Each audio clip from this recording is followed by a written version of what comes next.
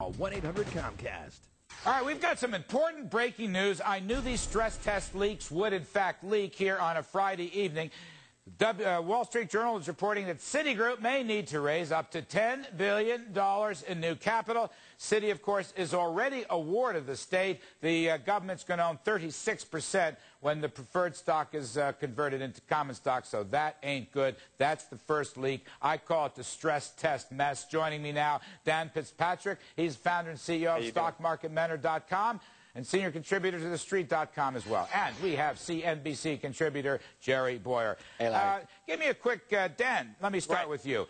The leaks are starting. You know they're going to happen. This is an out-of-control process that was originally designed to bolster confidence by the goofballs at the Treasury, and it is going to wind up knocking confidence down. What's your quick take? I absolutely agree. I mean, the leak in the boat, that keeps going on. This is a news leak. We have real issues here, but you know what? I actually look at this as bullish, though, frankly, Larry, because it removes uncertainty. I mean, the certainty is that it stinks out there, but nobody really thought that Citigroup was out of the woods. They're the red-headed stepchild of the financial industry. And Jerry Bowyer, has it already been discounted that Citigroup is effectively been taken over by Uncle Sam? Maybe Dan's right.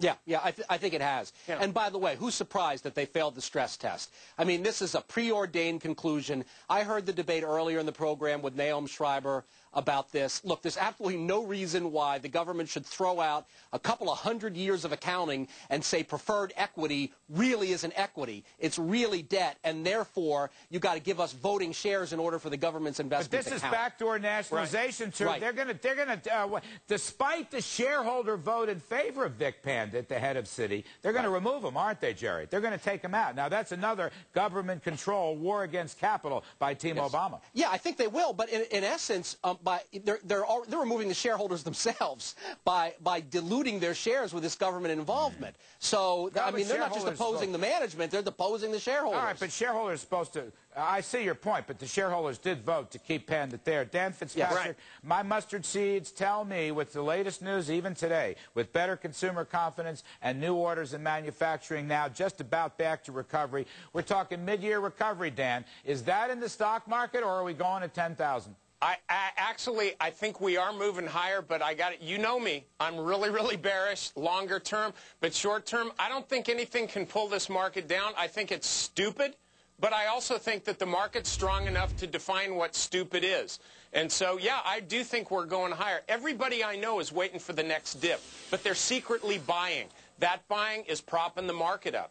That's an interesting point. You're being very honest about that. You know, Jerry Bowyer, I ain't too optimistic right now for the long run, too. Because I don't like to see Team Obama with their government controls and their war against capital and all the rest of it. But the reality is, Jerry, the Federal Reserve is the most powerful economic stimulant. And they've been pumping like crazy. So they're printing money, monopoly money. All right, so Jerry Bowyer, can we get to Dow 10,000? That's kind of the subject tonight. Yeah, it's perfectly plausible, and I think Dow 9,000 is highly probable. Did you have new jobless claims on your list in the last segment? You know what? I forgot, because we did it last night. But that's a big recovery indicator. Let me add another one. This is going to be a real odd one, because you and I are most worried about the political direction, like tax hikes next year, regulation next year.